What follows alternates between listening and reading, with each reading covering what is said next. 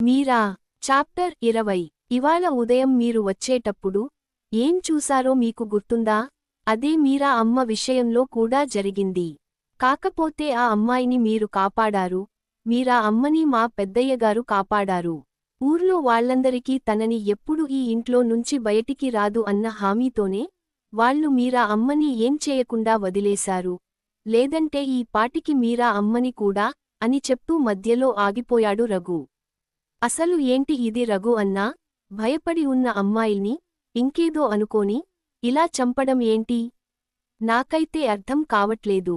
సర్లే, బావకి ఫోన్ చేశారా? అని అడిగాడు గౌతమ్. చేశాను బాబూ, పూజ ముగిసింది అంటా బయల్దేరారట. ఇక్కడి పరిస్థితి ఇంకా వాళ్లకి ఏం చెప్పలేదు, వచ్చాక వాళ్లే చూస్తారని ఆగిపోయా అని అన్నాడు రఘు. వాళ్ళు పూజకు వెళ్లారు కదా, ఇవన్నీ చెప్పి వాళ్ల మనసుని అశాంతికి గురి చేయడం ఎందుకు? అక్కడ ఉన్న ఆ దొంగలను గౌతమ్ కోపంగా చూస్తూ మీరా దగ్గరికి వెళ్ళి, ఇప్పుడు చెప్పు, నాతో ఫ్రెండ్షిప్ చేస్తావా అని అడిగాడు. ఫ్రెండ్షిప్ అంటే ఏంటో నాకు తెలియదు అని మీరా అమాయకంగా చెప్పింది. అంటే మాతో మాట్లాడాలి, మాతో ఆడుకోవాలి, ఏమైనా ఉంటే మాతో చెప్పుకోవచ్చు అలా అని అన్నాడు గౌతమ్. నేను ఇంట్లో వాళ్లందరికీ చాలా చెప్తాను, కాని వాళ్లేమో నాకు పిచ్చి అని నన్ను గదిలోకి పంపి చేస్తారు అని అంది మీరా. అది వాళ్ళు చేస్తారు, నేను కాదు. చూడు, నువ్వు ఏం అన్నావు? ఇంట్లో ఎవరూ ఉన్నారు అని అన్నావు. అందుకే కదా నీ మాటలు నమ్మి మామయ్య గారి రూంలోకి వెళ్ళి చూశాను. నువ్వు కరెక్ట్ చెప్పావ్. అంటే నీకు పిచ్చి లేదు.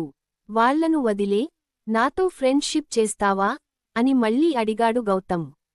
సరే, కాని ఒకవేళ నేను ఎప్పుడైనా ఎవరైనా ఉన్నారు అని చెప్తే నువ్వు నమ్మాలి, నన్ను పిచ్చి అనకూడదు.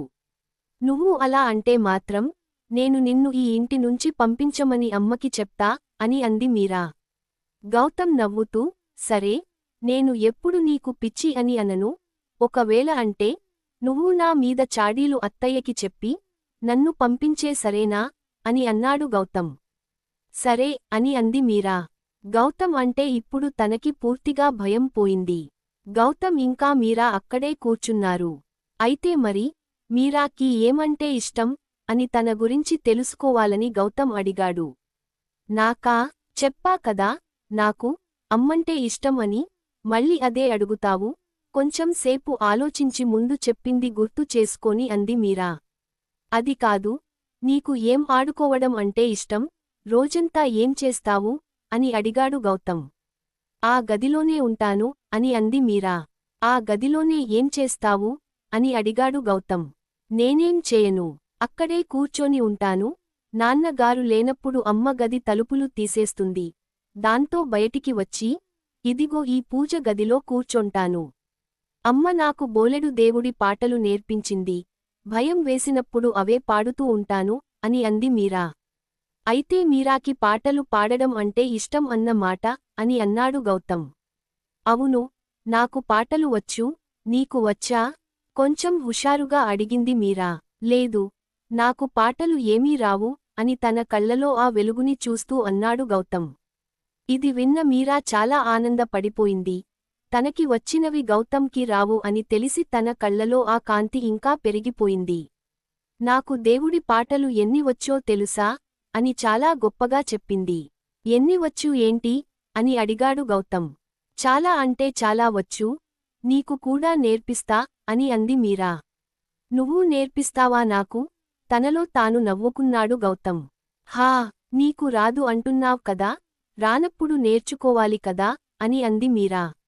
అవును కదా, సరే, నువ్వు నాకు దేవుడు పాటలు నేర్పించు అని అన్నాడు గౌతమ్.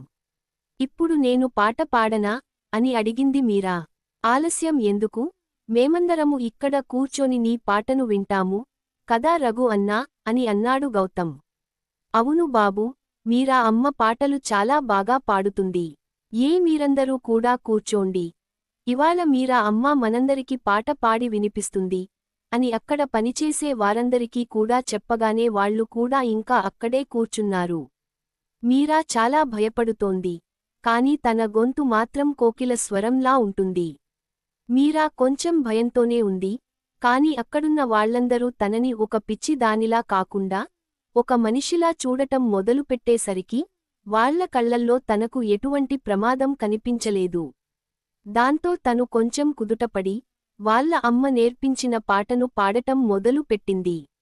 మీరా పాట పాడుతూ ఉంటే అందరూ మైమరిచిపోయి ఆ పాటలోనే మునిగిపోయారు. గౌతమ్ మీరానే చూస్తూ, అత్తయ్య మావయ్య వాళ్లు నీతో చాలా తప్పుగా ప్రవర్తించారు మీరా. నిన్ను అప్పుడే ఒక సైకాలజిస్ట్కి చూపించుంటే ఈరోజు నీ పరిస్థితి ఇలా ఉండేది కాదు. కాని ఇప్పటికీ మించిపోయింది ఏం లేదు. నీ సిమ్టమ్స్ చూస్తుంటే నువ్వు మళ్ళీ మామూలు మనిషి అవుతావు అన్న నమ్మకం నాకుంది. నేను ఒక డాక్టర్ని, నా ఫస్ట్ పేషెంట్ నువ్వే మీరా. నిన్ను బాగుచేసేంత వరకు ఈ ఊరు, ఈ ఇల్లు వదిలి వెళ్ళను. ఇది నాకు నేనుగా చేసుకుంటున్న ప్రామిస్. ఏం జరిగినా సరే నిన్ను మామూలుగా మారుస్తా అని గౌతమ్ తన మనసులోనే ఒక దృఢ నిర్ణయం తీసుకున్నాడు. అప్పటికే తెల్లవారు జామున 4 అవడంతో రాజారావు గారు మరియు ఇతర కుటుంబ సభ్యులు ఇంటికి చేరుకున్నారు. ఇంటి బయటి నుంచి వాళ్లకి మీరా గొంతు వినబడింది. వైదేహి ఆశ్చర్యపోతూ, అత్తయ్య ఇది మీరా గొంతు కదా అని కారు దిగుతూ అంది. అవును వైదేహి, ఈ పిల్ల ఏంటి నిద్రపోకుండా దేవుడి పాటలు పాడుతుంది. ఏమో జరుగుతుంది. పద లోపలికి వెళ్ళి చూద్దాం అని ఇంట్లోకి వెళ్లే వైపుగా అడుగులు వేసింది. ఆ నలుగురు పరుగు పరుగున లోపలికి వెళ్లారు. లోపలికి వెళ్లి చూసేసరికి అందరూ ఆశ్చర్యపోయారు. మరి తర్వాత ఏం జరుగబోతోంది త్వరలో తెలుసుకుందాం.